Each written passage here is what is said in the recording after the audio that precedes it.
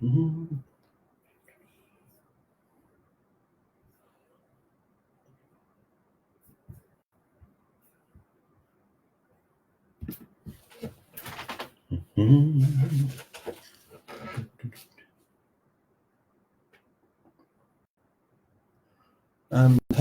we are live again talking about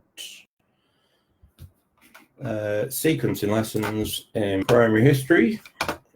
Just going to give people a chance to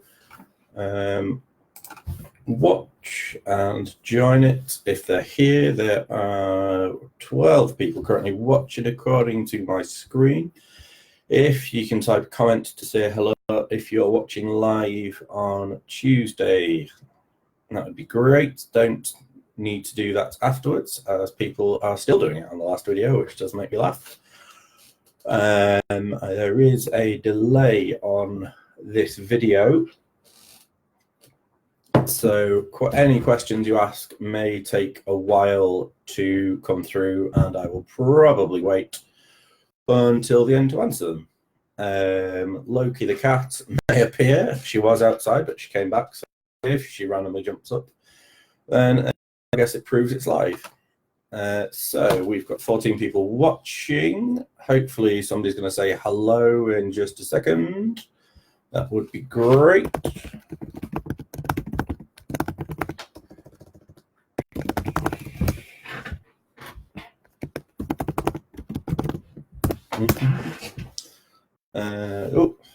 Comments from me.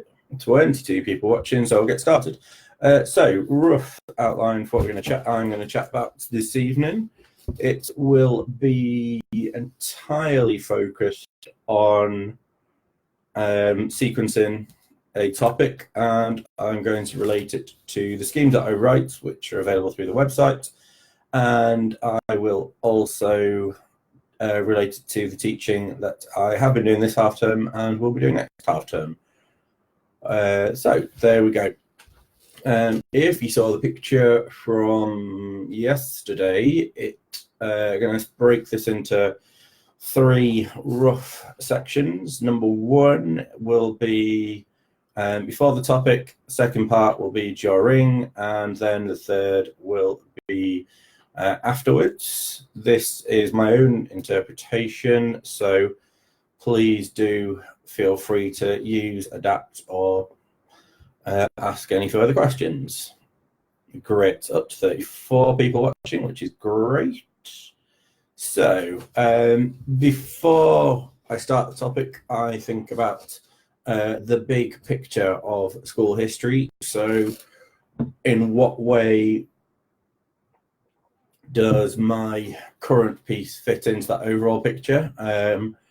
That will now be using the PowerPoint recording presentation that I created and put on the website to tie in that chronological and narrative, and then I'll also build in concepts and think about where they fit into what we've taught before, which at the moment definitely means you will have to go and speak to the teachers from the previous couple of years, definitely last year's. So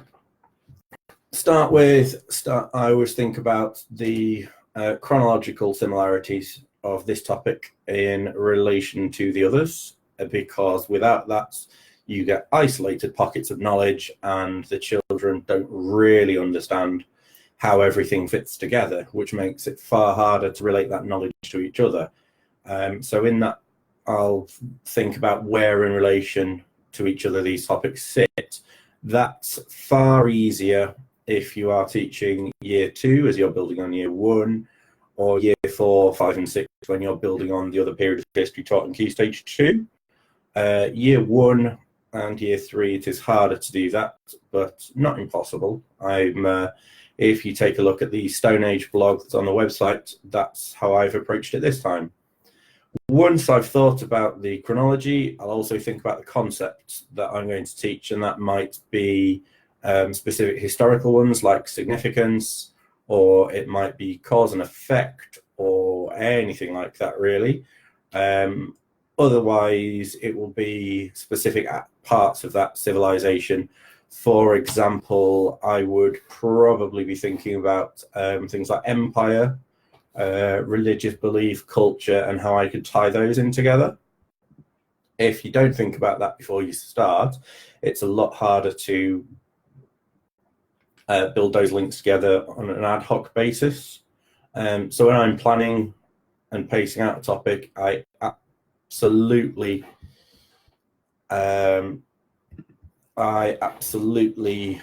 choose what I'm deliberately going to stress, and they're very deliberately done. Just a note for for me to include whenever I'm teaching, because my memory is appalling. Some of them come up quite by accident, but I do tend to try and build those in. My current topic for this half term, which I'm sure lots of you will have read on the website, is the Stone Age to Iron Age. This has been very much an overview of this period. We haven't really gone into depth on everything. So the things that I've really stressed there is the idea of a period of history, because without that, the children can't really get a grip on how the different pieces of our history jigsaw, I guess, fit together. And then after Christmas, we are doing more of a depth study into Roman Britain. The two of those fit really, really nicely together, obviously following along chronologically. So that's the kind of before the topic, how does everything fit together, what I'm choosing to stress, etc. Rachel, I see you. Claire, what? No idea. Never mind. Thanks. Rachel, I guess, possibly. So, during the topic. So this is kind of teaching and how I'm sequencing them together. First lesson is you set out your chronological overview. You have to set out that overview, because if you don't, everything you build on is isolated and it doesn't fit together. And it's really important that it fits together so we can get that sense of narrative, as that's where history as a subject is very different to others like DT, art, etc. It has a real sense of narrative throughout. And the overview is really specific about what is being taught. You can get timeline cards from many places now, or by all means make your own, but just make sure the ones you choose are specific to your topic. And then it allows you to actively add knowledge to that timeline as you teach. It's also a good idea to do this as you it's also a good idea to tie in your wider curriculum. So if, for instance, we will be making mosaics in art, I'll be looking for places in Britain where mosaics have been found and try and tie those into that initial overview chronologically or just as a concept. We also really stress how these fit together. So our first lesson is a hook lesson, wow lesson, whatever you want to call them. So I'm going to tie in the Iron Age Roman invasion by teaching on our hook day the Iron Age in the morning sessions, where we'll be looking at how it was changed from the Stone Age into the Bronze Age, so actively retrieve that knowledge and link it together. Then in the afternoon, we'll be changing from Iron Age Britons into Roman settlers, Roman invaders, sorry. So the idea behind that will be they'll have an investment in that Iron Age settlement, because we are going to practically build it using construction material, and we'll be talking about the geography of why we've positioned it there, be that on a hill to make it easy to defend, how near is water, that kind of thing. And then when the Romans come to arrive, we'll be using cause and effect as the key kind of concept that we're teaching there, where they will take on the role of the leaders of that tribe, and they'll be invited to a Roman meeting where I, as the Roman general, will offer them several choices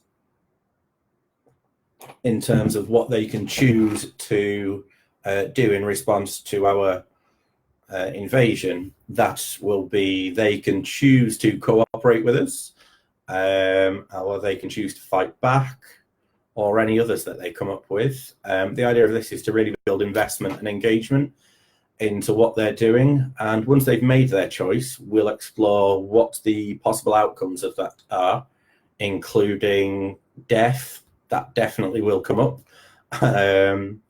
Honour came up as quite an interesting concept that a child brought up last year when I taught it at a different school. So it'll be really interesting to see what comes up, and I react to all of them. And within reason, all questions, all suggestions are valid at this stage.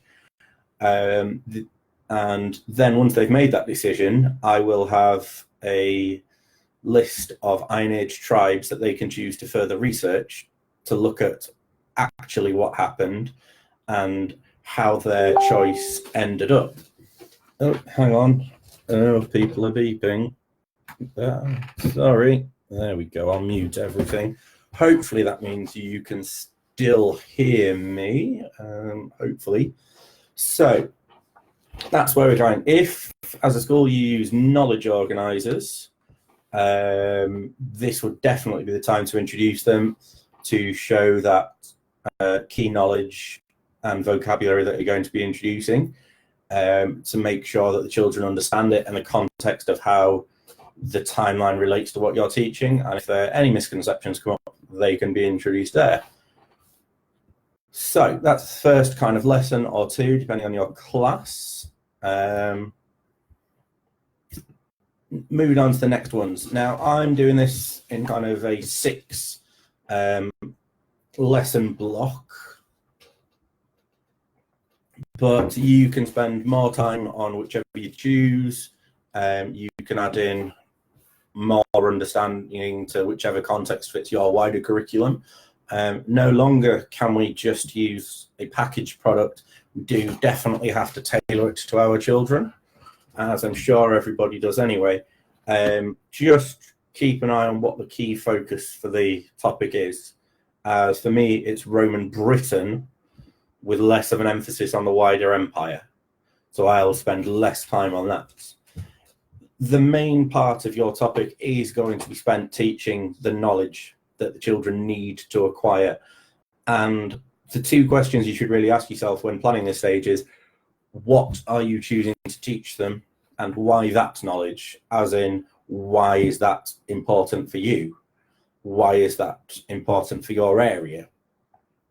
To that end, when we teach about the Celtic reaction to Roman invasion, we start off by looking at the Iron Age tribes. As I mentioned before, we spend a bit of time studying Boudica because she's a woman of power, which is a good way to add a certain amount of diversity in.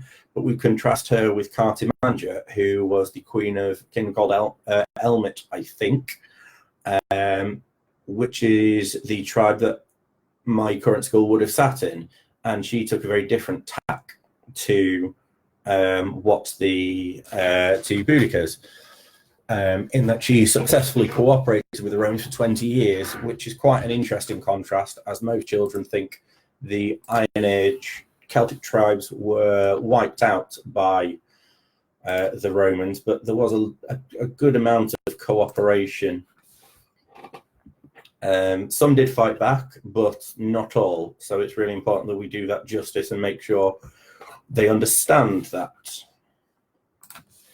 From that, we really emphasize how Britain changed during this time, the movement towards being part of an empire, because that's a really key idea, is that no longer was Britain a group of tribes who warred, traded, etc.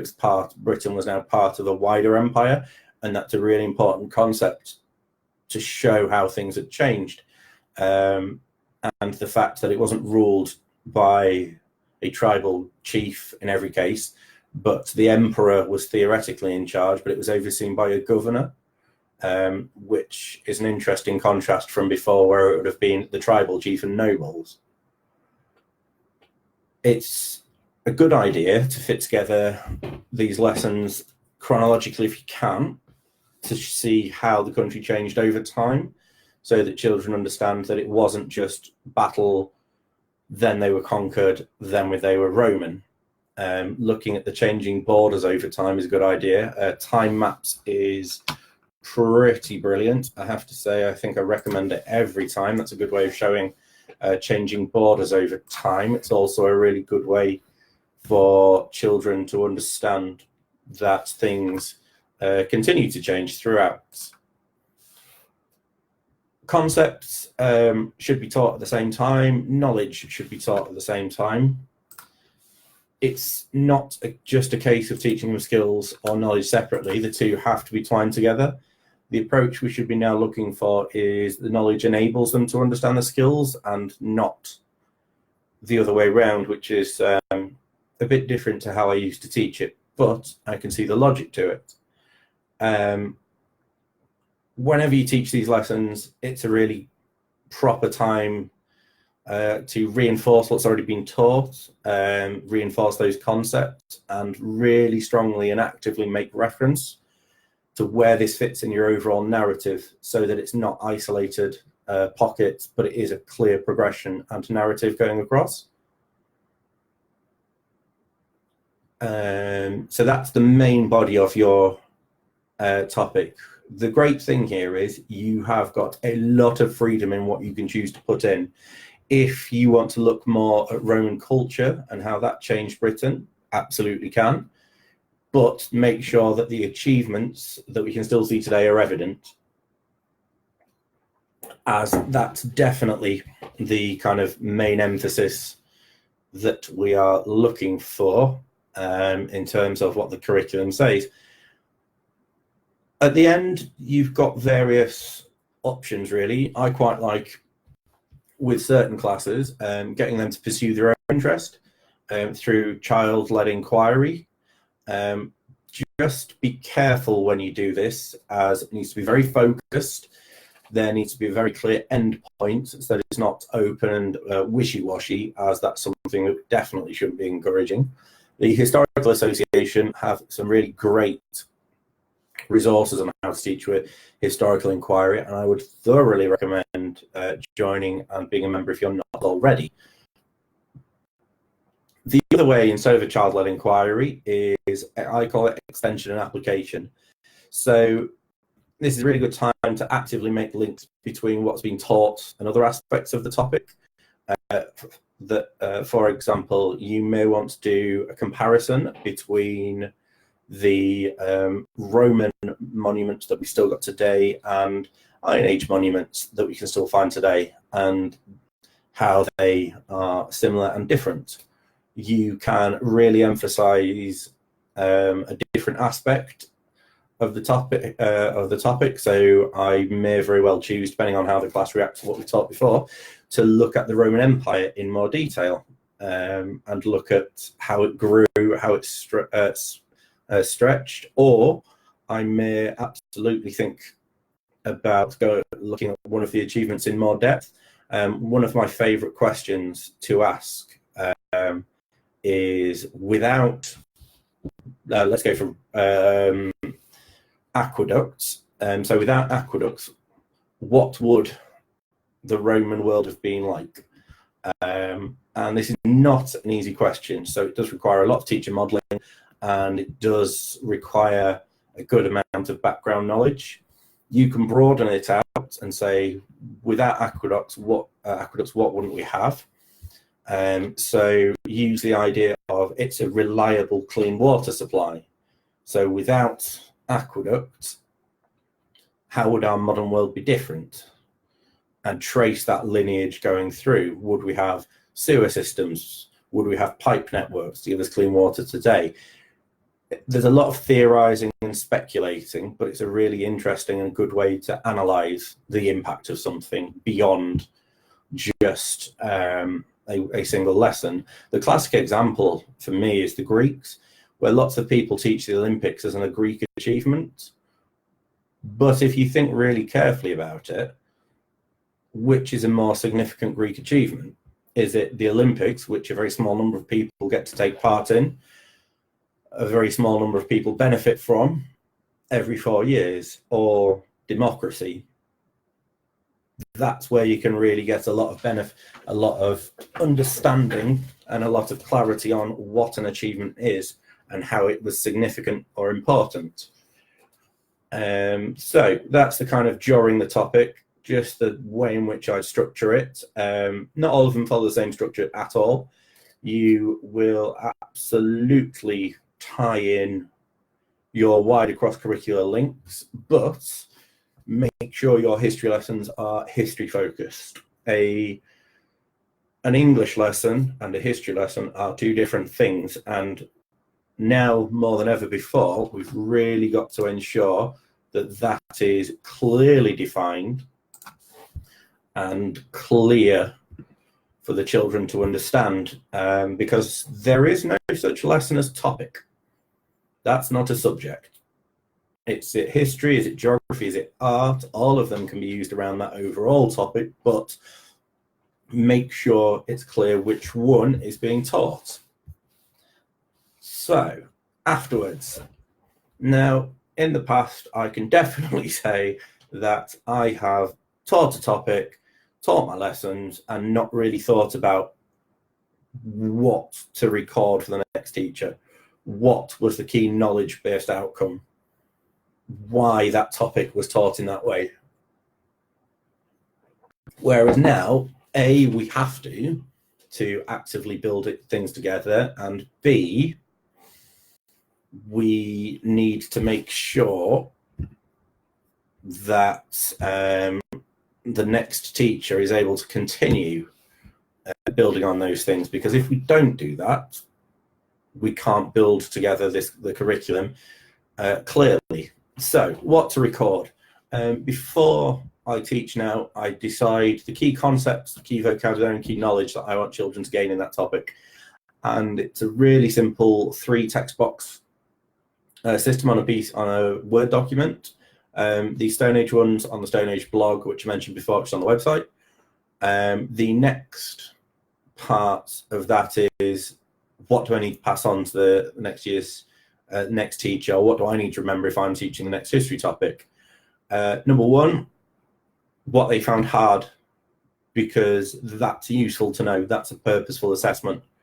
My current class were pretty good on the idea of duration and periods of history, but found it difficult to extract knowledge from archaeology. So I'll make sure I actively build that in.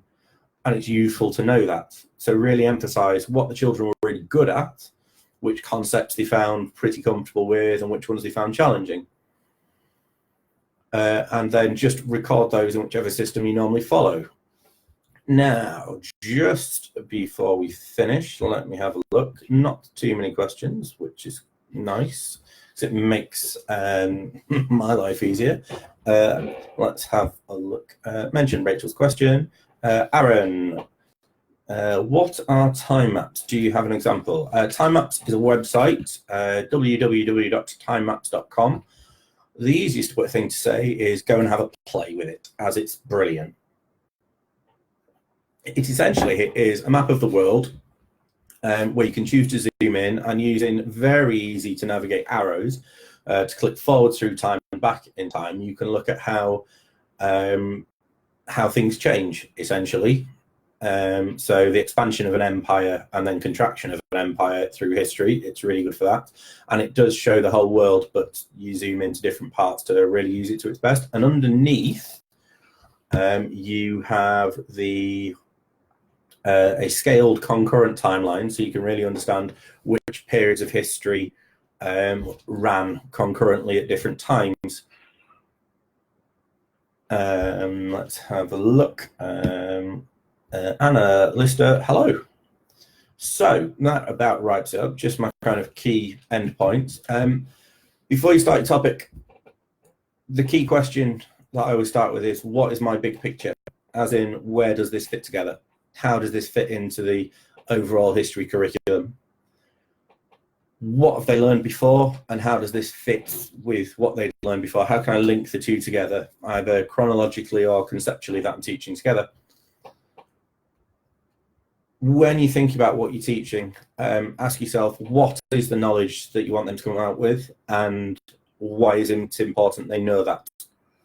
If you don't have those, you end up with quite a disparate assortment of stuff. And we need to make sure that it has a clear, concise journey. I hate the phrase learning journey, but it really does kind of fit towards this.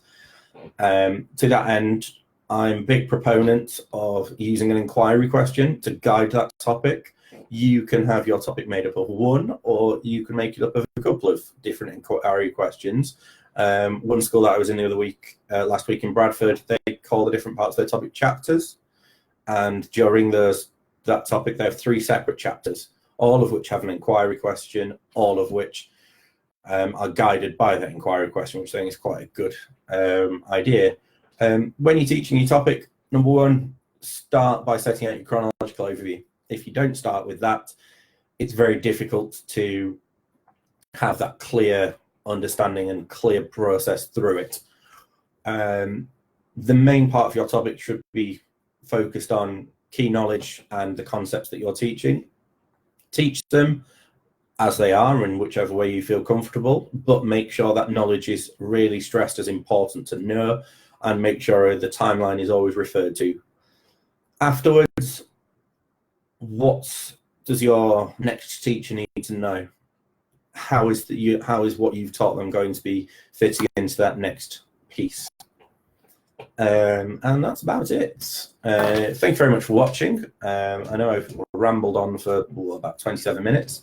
I will upload this video onto the YouTube channel that I've created, just so it's easier for people to share the video.